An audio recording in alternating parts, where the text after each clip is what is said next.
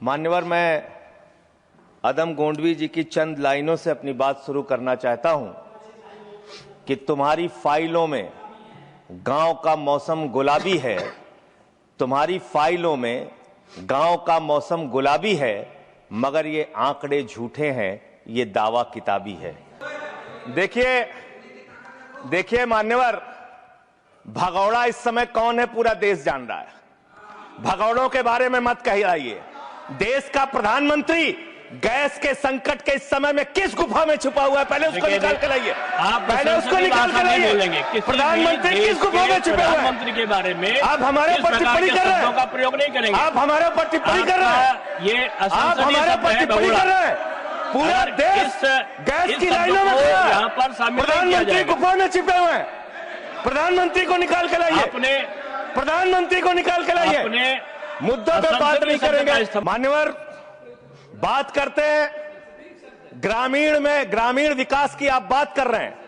Ujjwala scheme के तहत 8 से 10 करोड़ सिलेंडर गांव में आपने बांटे हैं और 10 से 11 करोड़ सिलेंडर के कनेक्शन लोगों ने अपने आप से लिए हैं। 21 करोड़ सिलेंडर के कनेक्शन गांवों में हैं।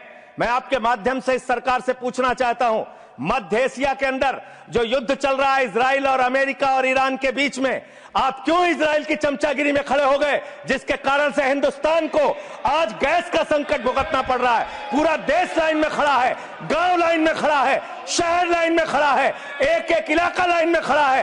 होटल बंद हो रहे हैं मान्यवर। मोरवी के अंदर गुजरात में टाइल्स की फैक्ट्रियां बंद हो रही है मान्यवर। आपने क्या हालत की है। आप राज्यों के साथ न्याय नहीं करते, आप ग्रामीण व्यवस्था के साथ न्याय नहीं करते। आपने बनारस के अंदर 4200 एकड़ जमीन वहां के किसानों की जबरन कब्जा की।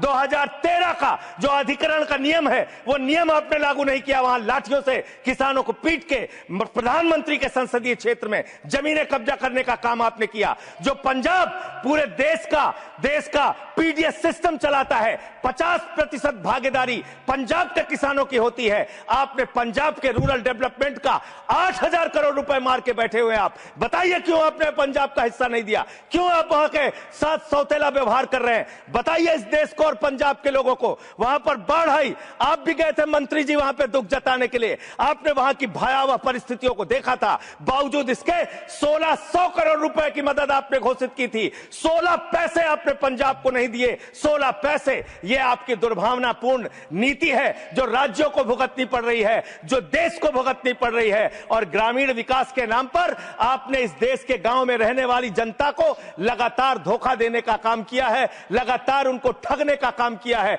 चाहे वो आंगनबाड़ी की स्कीम हो, आंगनबाड़ी की कार्यकर्तियां, हर काम में उनको आप लगा देते हैं, लेकिन आप उनको पैसा देने के नाम पर आपको हंसी आएगी, हंसी आएगी, हंसी आएगी।